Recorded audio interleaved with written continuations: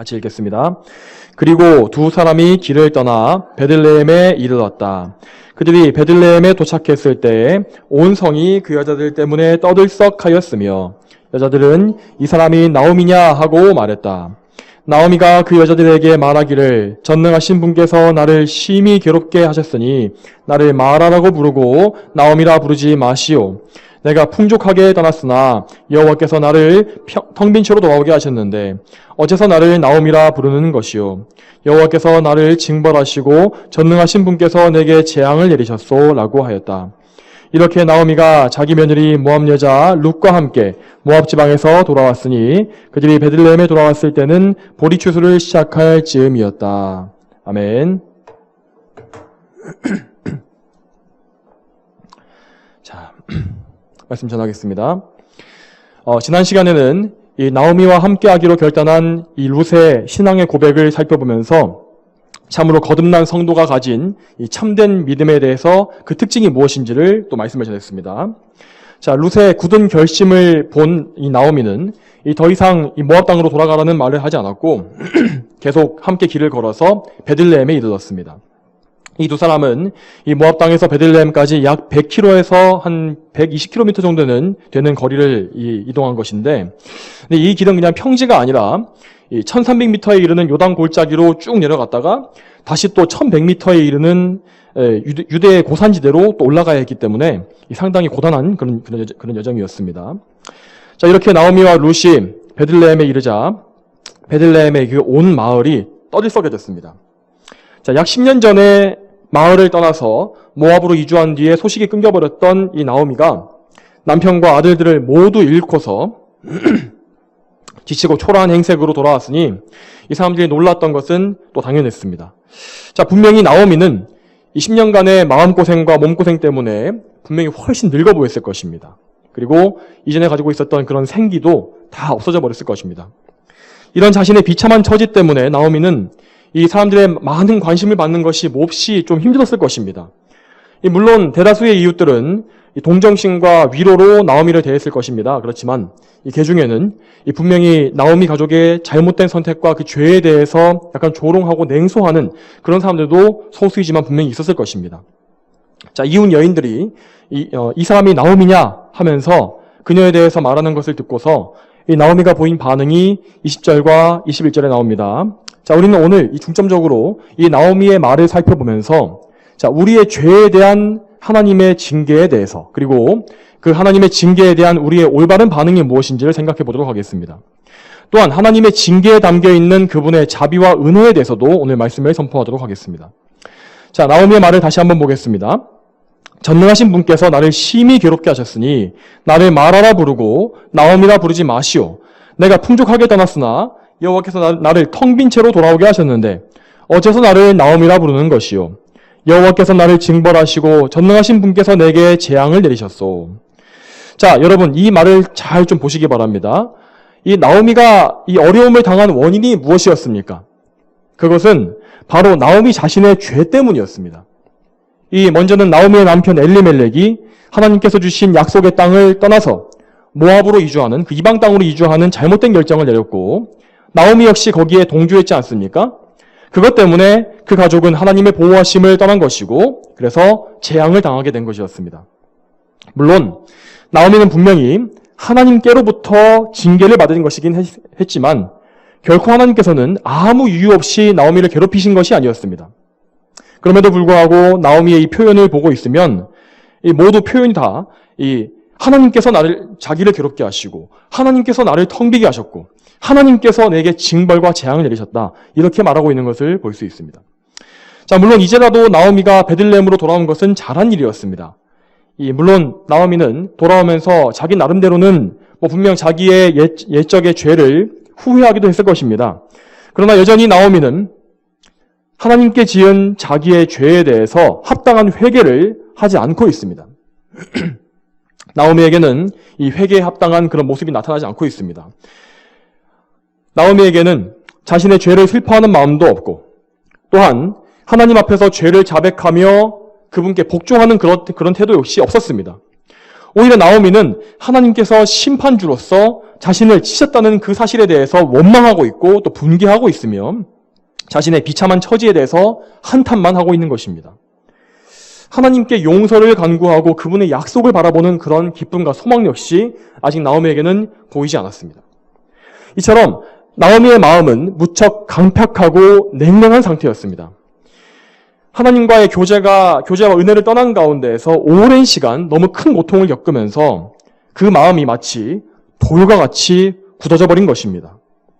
그녀는 자신의 이름을 나오미라 부르지 말고 마라라고 부르라고 아주 냉소적으로 말하고 있습니다.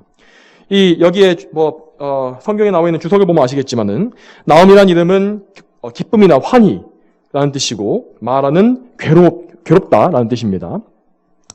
자기에게 이런 이름을 붙이라고 말한 이유는 단순히 그녀의 인생이 쓰고 괴로워서가 아닙니다. 뭐라고 말합니까?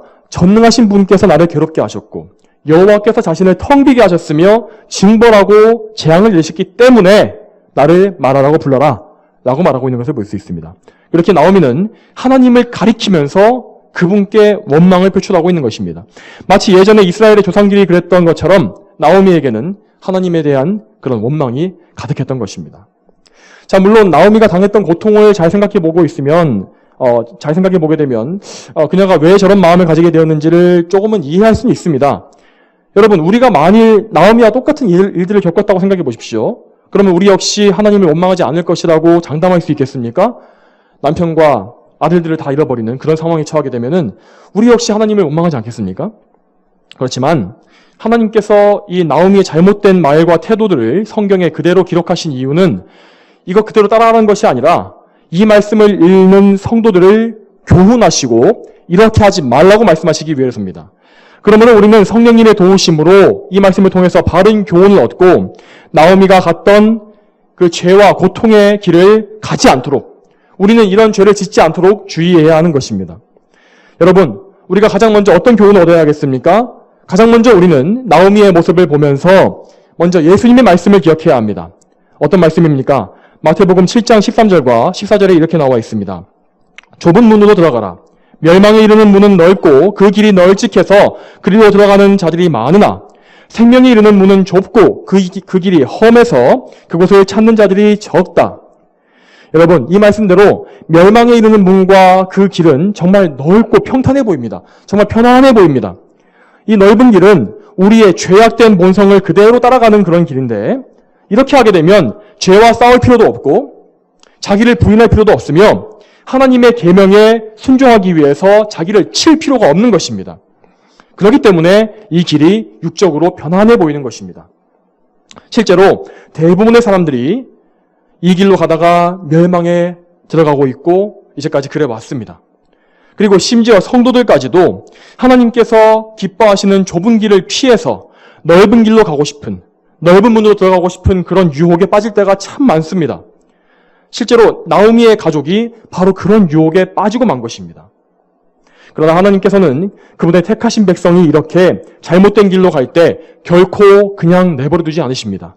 만약 하나님께서 내버려 두신다면 그 사람은 택함 받은 백성이 아닌 것입니다. 하나님은 그들을 책망하시고 징계하시며 매를 치셔서라도 그 길에서 돌이켜서 다시금 하나님께로 돌이키도록 만드시는 것입니다. 그러므로 여러분, 우리는 정말로 지혜롭게 행동해야 합니다. 나오미의 가족과 같이 큰 징계를 받을 일 자체가 없게 만드는 것이 가장 좋은 방법입니다. 그것이 가장 지혜로운 방법입니다. 그러기 위해서 우리는 항상 기도하면서 말씀을 가까이 하고 그래서 그 말씀을 통하여, 기도를 통하여 성령 하나님의 인도하심을 받으며 살아야 하는 것입니다. 그렇게 우리가 영적으로 깨어 있을 때 우리는 하나님을 떠나서 죄악된 길로 가고자 하는 욕망을 이길 수가 있게 되는 것입니다. 여러분, 그래서 좋은 성도의, 이 참된 성도의 좋은 삶이란 것은 참 단순합니다. 복잡한 것이 없습니다. 그냥 매주마다 공예배에 열심히 잘 참석하고 성도 간에 잘 교제하며 평소에도 뭔가 잡다한 일을 많이 만들지 않고 기도와 말씀에 집중하는 것이 바로 성도의 삶입니다. 물론 세상 사람들은 이렇게 사는 것이 참 지루하고 참 재미없게 산다. 어떻게 그렇게 살면서 참 그렇게 낙을 누리며 살겠느냐. 이렇게 말하기도 합니다. 그렇지만 신앙생활 잘하고 곁길로 가지 않으면 죄 때문에 받게 되는 수많은 고통과 징계를 받지 않게 되기 때문에 그만큼 순탄하고 평안한 삶을 누릴 수 있게 되는 것입니다. 평안하게 살다가 천국에 인도함 받는 그런 가장 이상적인 그런 삶을 살 수가 있는 것입니다. 물론 하나님께서는 때때로는 죄와 관계없이, 우리의 죄와는 관계없이 성도들을 단련하시기 위해서 또 그래서 더 성숙한 신앙을 가지기 위한 고난을 주실 때도 있습니다. 그렇지만 적어도 우리가 큰 죄에 빠지지만 않는다면 나움의 가족과 같이 이렇게 인생의 엄청난 풍파를 겪고 고통의 수렁에서 허우적거리게 되는 이런 엄청난 그런 고통을 겪지는 않게 될 것입니다. 자, 지금 제가 말씀드리는 것이 가장 이상적이고 좋은 그런 것입니다. 그렇지만 여러분, 우리가 이런 길을 간다는 것이 쉽습니까? 우리의 본성이 그렇지 않지 않습니까? 이런 길을 갈 수 있는 성도는 참 적습니다. 실제로 우리는 대부분이 자주 연약하고 그래서 자주 넘어집니다. 모범적이고 꾸준하게 신앙생활을 하는 그런 좋은 성도보다는 좌충우돌하면서 뭔가 풍파를 많이 겪는 그런 사람들이 많은 것이 현실입니다. 여러분, 그러면 우리가 죄를 짓고 하나님의 징계를 받을 때, 이럴 때 우리는 어떻게 해야 하겠습니까? 무엇보다 가장 먼저 우리는 우리의 죄에 대해서 먼저 생각하고 나의 상황에 대해서 생각하는 것이 아니라 나의 죄에 대해서 돌아보고 하나님 앞에 회개해야 하는 것입니다. 자, 오늘 읽은 본문에서 나오미가 가장 잘못한 것이 무엇이냐면 자기의 죄에 대해서 일절 인정하거나 자백하는 모습이 없다는 것입니다. 자, 여러분, 그렇지만 나오미가 당했던 모든 고통은 전부 다 자기의 죄 때문에, 그 죄 때문에 하나님을 떠나서 생긴 일이었습니다. 특히 21절을 보게 되면은 이 나오미가 여호와께서 나를 징벌하시고 라고 말한 부분이 있습니다. 그런데 이것을 원어 그대로 직역하게 되면은 이 하나님께서 나에게 반대하여 증언하셨다라는 의미가 됩니다. 자, 즉 이 나오미는 하나님께서 그녀의 잘못에 대해서 마치 이 법정에서 검사가 하는 것처럼 반대 증언을 하셔서 자신이 반박할 수 없게, 자신이 침묵할 수밖에 없게 만드셨다고 그렇게 말하는 것입니다. 그것을 인정한 것입니다. 이렇게 자기의 죄를 인정함에도 불구하고 나오미는 겸손하게 내가 죄를 범해서 마땅히 대가를 치루었다라고 말하고 있지 않습니다. 자기가 범한 잘못에 대해서 하나님의 징계가 너무 무겁다고 생각한 것입니다.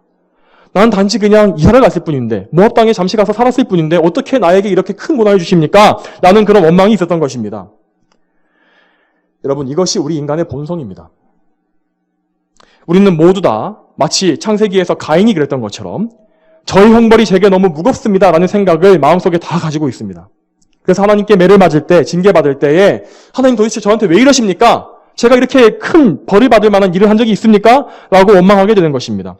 여러분, 그렇지만 하나님은 결코 우리의 죄에 대해서 뭔가 불의하거나 너무 과중하게 징계하시는 법이 없습니다. 그리고 우리는 우리의 모든 죄가, 그 죄가 아무리 사소해 보일지라도 원래는 우리 자신을 모두 멸망에 들어가게 할 만한 엄청난 것임을 잘 알고 있어야 합니다. 그러나 하나님께서는 우리에게 마음을 완고하게 하지 말라고 경고하십니다. 여러분, 이 말씀을 기억하십시오. 하나님께서는 시편 95편 7절과 8절에 이렇게 말씀하십니다. 오늘날 너희가 그분의 음성을 듣거든 무리바에서와 같이 또 광야의 마사의 날과 같이 너희 마음을 완고하게 하지 마라 하셨고, 또한 이사야 1장 5절에도 너희는 왜 매를 더 맞으려고 계속하여 반역하느냐, 너희의 온 머리는 병들었고 온 마음은 약해졌다 라고 말씀하시는 것을 볼 수 있습니다. 그러므로 여러분, 이 말씀처럼 우리는 고통과 어려움을 당할 때에 하나님 앞에 즉시 겸손해지며 회개해야 합니다. 자, 물론 아까 말씀드렸다시피 우리가 당하는 어려움 중에서 우리의 죄가 원인이 아닌 경우도 간혹 있습니다. 그럴 때는 우리 양심이 하나님 앞에 깨끗하기만 하다면 내가 죄 때문에 징계받는다 이런 괴로움을 가질 필요가 없습니다. 그럴 때 그냥 우리는 그저 예수님께 의지해서 하나님의 도우심을 간구하면 됩니다. 그러나 아까 말씀드렸다시피 사실 우리는 우리의 죄 때문에 고통받는 일이 훨씬 많기 때문에 언제나 하나님 앞에 겸손히 엎드리는 일을 잘 해야 합니다. 이것을 정말 빨리 할수록 좋은 것입니다.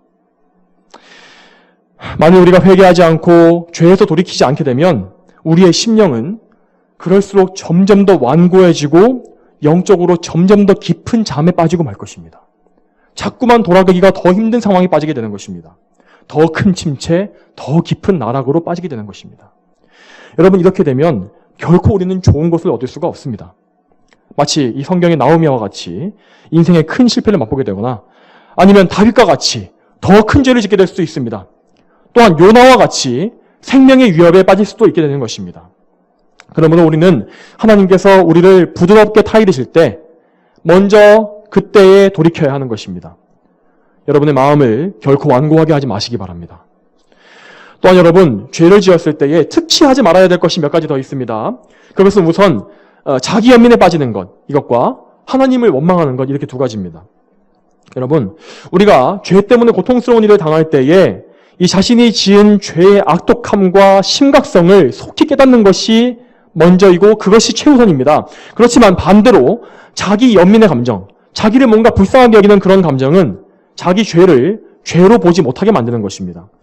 자, 이것은 마치 이제 뭔가 죄 때문에 고통받는 자신이 마땅히 고통받는 것이 아니라, 난 정말 불쌍하구나. 난 왜 이렇게 참 신세가 참 처량할까? 이렇게 자신을 불쌍하게 여김으로써 죄를 감상적으로 뭔가 하나님께 심판받아야 마땅한 그런 법정적인 그런 개념으로 보지 않고 감상적으로 그렇게 보게 되는 것입니다. 부드럽고 온정적으로 보게 되는 것입니다.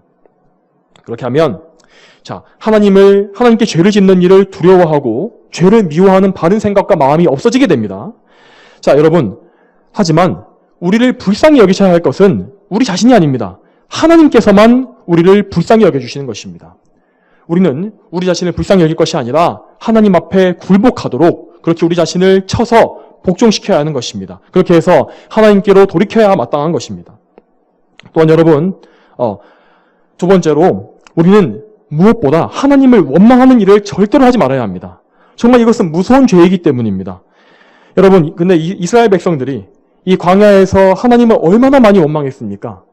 나중에 이제 휴대폰 어플로 성경에서 원망이라는 단어를 한번 좀 검색해 보시기 바랍니다. 그러면은 구약 성경에서 정말 이 모세 오경의 출애굽 당시에 얼마나 백성들이 많이 원망했는지가 쫙 나옵니다. 정말 많은 단어가 나오는 걸 볼 수 있습니다.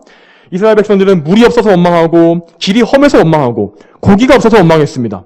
그리고 결국에는 이 악한 정탐꾼들의 말을 듣고서 하나님과 모세를 크게 원망하다가 이 광야에 나온 첫 세대가 가나안에 모두 들어가지 못하고 다 광야에서 죽게 되는 그런 엄청난 일을 겪지 않았습니까? 여러분, 이처럼 하나님께서는 이 원망하는 죄를 결코 작은 죄로 보지 않으십니다. 정말로 이것은 하나님 앞에 무서운 죄입니다.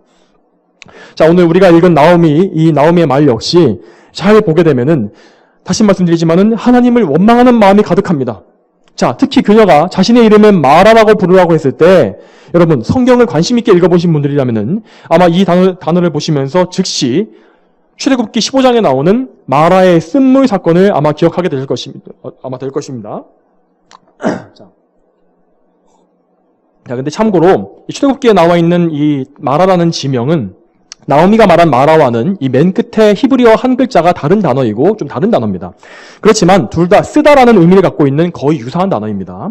자, 그래서 출애굽기 15장에 이스라엘 백성들은 이 홍해가 갈라지고 이집트 군대가 모두 수장당했던 놀라운 기적을 경험한 후에 광야길을 겨우 3일 갔습니다. 3일 가던 중에 이 목이 마른 중에 처음으로 샘물을 만나게 됩니다. 자, 그런데 그 처음 만난 그 샘물이 물맛이 너무 써서 먹을 수가 없었고 그래서 그곳의 지명을 쓰다라는 의미의 마라라고 부른 것입니다. 그때의 백성들은 하나님께 그냥 간구한 것이 아니라 모세를 원망하면서, 그러니까 하나님 원망한 것이죠. 하나님을 원망하면서 우리가 무엇을 마실까 하면서 부르짖었다라고 되어 있습니다. 그래서 하나님께서는 모세에게 한 나무를 가리키셨고 그 나무를 그 샘물에 던지게 하심으로써 마라의 쓴물을 마실 수 있는 생수로 바꾸어 주셨다라고 기록되어 있습니다. 그리고 나서 하나님께서는 이렇게 말씀하십니다. 출애굽기 15장 26절에 너희가 여호와 너희 하나님의 목소리를 잘 듣고 내가 보기에 옳은 것을 행하며 내 명령에 귀를 기울이고 내 모든 규례를 지키면 내가 이집트 사람에게 내린 어떤 질병도 너희에게 내리지 않을 것이니 나는 여호와 너희 치료자이기 때문이다. 여러분, 분명히 나오미는 말씀을 좀 기억했다면은 자기가 자기 이름을 마라라고 부르라고 했을 때 이 말씀을 기억했어야 했습니다. 그랬다면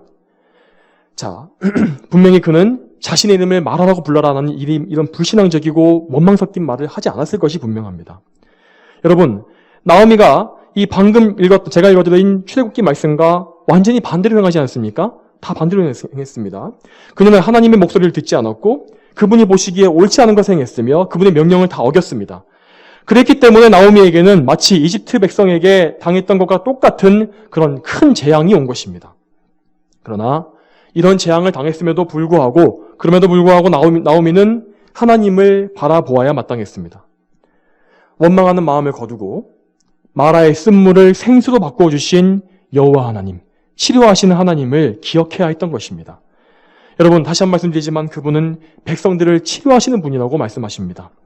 만일 나오미가 하나님의 약속을 기억하고 자신의 죄를 회개해서 전적으로 하나님을 신뢰하고 그분께 소망을 두었다면 하나님을 원망하지도 않았을 것이고 하나님께서 자신의 인생을 치료해 주시기를 그분께 간구했을 것입니다. 성도 여러분, 이처럼 원망하는 마음이란 것은 하나님의 약속을 기억하지 못하고 그분을 신뢰하지 못하기 때문에 짓게 되는 죄입니다. 그러므로 우리는 항상 이 원망하는 죄를 피하기 위해서 하나님의 약속, 거룩하신 하나님의 말씀을 기억해야 하는 것입니다. 하나님은 그분의 백성을 결코 버리지 않으시며 끝까지 기억하시고 건지시는 분이라는 사실을 여러분 반드시 기억하십시오. 여러분, 하나님께서는 그분께서 영원 전부터 택하신 모든 그분의 자녀들과 함께 언약을 맺으셨습니다. 이 죄 없으신 하나님의 아들 예수님께서 우리 모두를 대표해서 또한 우리의 중보자로서 하나님 아버지와 대신 언약을 맺어주신 것입니다. 우리와 함께 우리를 데리고서 하나님께 가서 언약을 맺으신 것입니다. 하나님께서는 그 언약 안에서 그리스도 예수님 안에 있는 우리 성도들을 그분의 자녀들로 대하십니다. 그러므로 성도 여러분, 여러분이 참으로 예수님 안에 있고 그런 가운데 하나님께 훈계를 받고 책망받고 있다면 그것은 하나님의 진노와 심판이 아니라 자녀를 바른 길로 돌이키시기 위한 사랑의 매를 드신 것이라는 사실을 항상 기억하시기 바랍니다. 여러분, 히브리서 12장 5절 이하에 하나님의 훈계에 대한 귀한 말씀이 기록되어 있습니다. 히브리서 12장 5절부터 11절까지입니다. 이 말씀을 잘 들으시고 기억해 놓으셨다가 나중에 좀 생활 중에서 죄를 짓고 낙심하실 일이 있으면은 그때 좀 다시 한번 묵상해 보시기 바랍니다. 제가 읽겠습니다. 나의 아들아, 주님의 훈계를 가볍게 여기지 말고 그분께 책망을 받을 때에 낙심하지 마라. 주께서 사랑하는 자를 훈계하시고 받아들이는 아들마다 채찍질하시기 때문이다. 훈계를 참아라. 하나님께서 너희를 아들같이 대우하신다. 아버지가 훈계하지 않는 아들이 어디 있느냐? 모든 아들이 받는 훈계를 너희가 받지 않는다면 너희는 사생자요 친아들이 아니다. 육신의 아버지가 우리를 훈계하여도 우리가 존경하니 하물며 모든 영의 아버지께는 더욱 복종하고 살려고 하지 않겠느냐. 육신의 아버지들은 자신들의 생각대로 잠깐 동안 훈계하였으나 영의 아버지께서는 우리의 유익을 위하여 자신의 거룩함에 참여하도록 훈계하신다.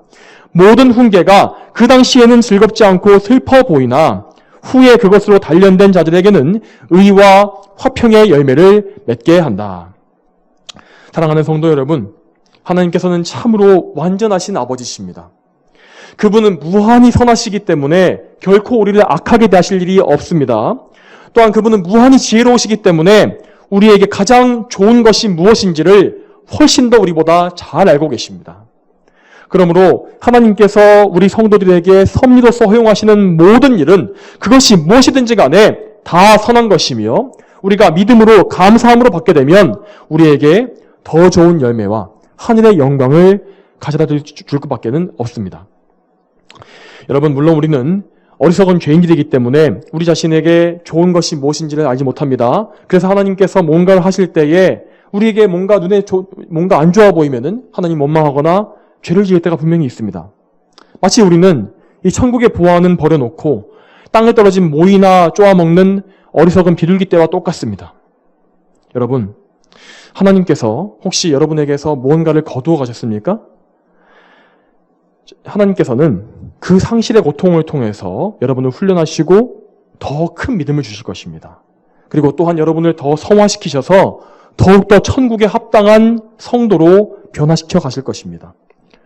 또한 하나님께서는 지금 여러분이 잃어버린 것과 비교할 수 없이 크고 놀라운 것들을 여러분에게 주실 수 있는 분이십니다. 또한 여러분, 혹시 여러분 중에서 지금 현재 고생의 떡을 먹고 계시거나 비통한 일에 빠져 있는 분이 계십니까? 여러분, 하나님 아버지께서 여러분의 고통과 슬픔을 다 알고 계십니다. 여러분, 하나님께서는 그 고통 이후에 있을 더 놀라운 기쁨과 그 은혜, 그 열매를 다 미리 보고 계시는 분이십니다. 마치 현재에 있는 것처럼 그 열매를 다 보고 계시는 분이십니다. 결코 하나님은 잔인하거나 고약한 분이 아니십니다. 그분께서는 은혜와 사랑을 한량없이 베푸시는 여러분의 영원한 아버지이심을 여러분 기억하시기 바랍니다. 또한 성도 여러분, 하나님의 크신 은혜의 증거는 우리의 구원자이신 예수 그리스도 안에서 가장 확실하게 드러났음을 여러분 기억하시기 바랍니다. 여러분, 예수님의 이름은 임마누엘이라 하셨습니다. 임마누엘의 의미는 하나님께서 우리와 함께 하신다라는 의미라고 하셨습니다. 이 말씀 그대로 예수님께서는 하나님이시지만 인성을 취하시고 우리와 똑같은 사람이 되셔서 이 세상에 내려오사 우리와 함께 하셨습니다.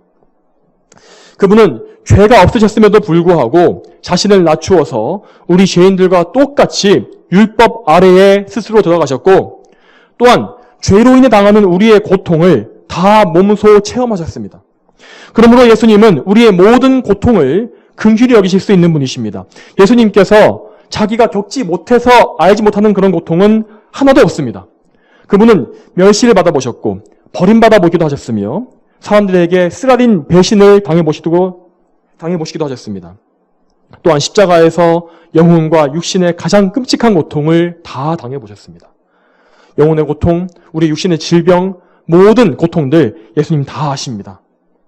또한 무엇보다 예수님은 우리가 겪어본 적도 없고 겪어서도 안 되는 지옥의 고통을, 하나님의 그 진노와 심판의 고통을 대신 다 맛보신 분이십니다. 그러므로 여러분, 예수님은 우리 비천한 죄인들을 결코 멸시하지 않으십니다. 우리의 모든 죄를 용서하시고 깨끗하게 씻어주시기 위해서 그분께서 친히 보배로운 피를 흘리셨습니다. 그러므로 성도 여러분, 죄를 지었더라도 낙심하지 마시고 불신앙을 버리고 믿음으로 예수님께 나아가시기 바랍니다. 그분께서 친히 여러분을 용서하시며 치료해 주실 것입니다. 또한 여러분을 위해서 하나뿐인 아들을 아낌없이 내어주신 하나님 아버지를 또한 굳게 신뢰하십시오. 사랑의 아버지께서는 여러분을 분명히 사랑의 미로 치시지만 다시 싸매어 주시는 사랑의 하나님이십니다. 결코 여러분을 미워하거나 버리거나 포기하지 않으십니다. 그리스도 예수님을 통하여서 여러분은 하나님의 자녀로서 입양된 것입니다. 그러므로 이 사실을 굳게 믿으시고 하나님 아버지께 오늘도 의지하시기 바랍니다. 여러분, 마지막으로 오늘 본문의 마지막 구절인 22절 말씀을 살펴보겠습니다. 이렇게 나오미가 자기 며느리 모압 여자 룻과 함께 모압 지방에서 돌아왔으니 그들이 베들레헴에 돌아왔을 때에는 보리 추수를 시작할 즈음이었다. 자, 룻기 1장은 베들레헴의 기근과 엘리멜렉 가족의 영적인 실족과 죄악에서 시작합니다. 1장 1절이 바로 그런 내용이지 않습니까? 그러나 이 1장의 마지막 절인 22절 말씀을 잘 살펴보시기 바랍니다.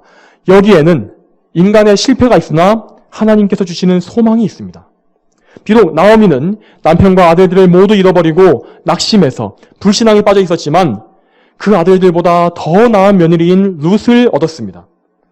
그리고 또한 무엇보다 이 두 사람은 모압을 떠나서 이방 땅, 버림받은 땅을 떠나서 하나님의 약속의 땅인 유대 베들레헴으로 돌아왔지 않습니까? 이것에서 하나님의 그 소망이 있는 것입니다. 또한 여러분, 이 두 사람이 돌아온 때가 언제입니까? 때마침 보리 추수를 시작할 때였다고 되어 있습니다. 자, 이 시기는 우리 양력으로 치면은 4월 중순쯤에 해당하는 때인데, 이 보리는 이스라엘에서 1년 중에 가장 먼저 수확하는 작물입니다. 그래서 이 보리를 수확하고 나면 몇 주 후에 밀을 또 수확하고 그 다음에 포도를 2번 수확합니다.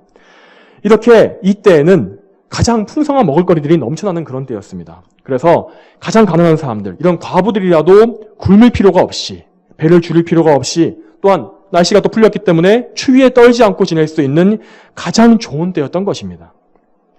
여러분, 이렇게 하나님께서는 섭리로서 그들을 풍족하게 인도하시고 굶어 죽거나 추위에 떨지 않도록 인도하신 것입니다. 비록 나오미는 자신의 죄 때문에 인생의 가장 큰 실패를 맛보았지만은 하나님께서는 그녀에게 상상도 하지 못할 소망과 기쁨을 미리 준비하고 계셨습니다. 하나님께서는 참으로 그분의 자녀를 이렇게 감싸주시며 포기하지 않으시고 싸매어 주시고 인도하시는 참으로 거룩하고 사랑이 많으신 그런 하나님이십니다. 그러므로 성도 여러분, 여러분의 인생에서 그 어떤 고통과 괴로움과 슬픔을 겪었더라도 결코 절망하지 마십시오. 하나님께서는 영원히 여러분과 함께 하십니다. 여러분, 제가 시편 30편 5절의 말씀을 읽어드림으로써 오늘 말씀을 마무리하겠습니다. 이 말씀입니다. 주님의 노여움은 잠깐이고 주님의 은총은 평생이다. 저녁에는 눈물이 머물더라도 아침에는 기쁨이 올 것이다. 다 같이 기도하겠습니다. 하나님 아버지, 오늘도 이렇게 룻기의 1장의 마지막 구절들을 통하여서 저희가 정말 저희의 죄 때문에 낙심할 때라도 또 하나님의 훈계와 책망을 받을 때라도 소망을 잃지 않고 하나님을 붙잡아야 될 것을 말씀을 듣게 하시니 감사드립니다. 하나님 아버지, 비록 이 나오미가 자신의 죄 때문에 인생에 큰 실패를 겪었지만은 하나님께서 오히려 그녀에게 더 좋은 것을 허락하시고 또 지금 나오미가 잘 알지 못하지만은 정말 장차 이 나오미의 이 계보에서 또 이 룻을 통하여 정말 주 예수 그리스도, 우리의 구원자가 오게 하신 그 놀라운 그런 선물을 주셨다는 사실을 우리가 성경을 통해서 봅니다. 하나님 아버지, 이처럼 하나님께서는 참으로 우리에게 우리가 알지 못하는 놀라운 것들을 주실 수 있는 분이시고 참으로 우리에게 소망과 기쁨을 주실 수 있는 참된 하나님이심을 고백합니다. 저희가 항상 이 사실을 기억하게 하시고 우리의 인생에 언제나 하나님께 감사하게 하시며 원망치 말게 하시고 언제나 하나님께 소망을 두므로 말미암아 항상 감사와 기쁨으로 살아갈 수 있도록 인도하여 주시옵소서. 감사드리오며 예수님의 이름으로 기도 올렸습니다. 아멘.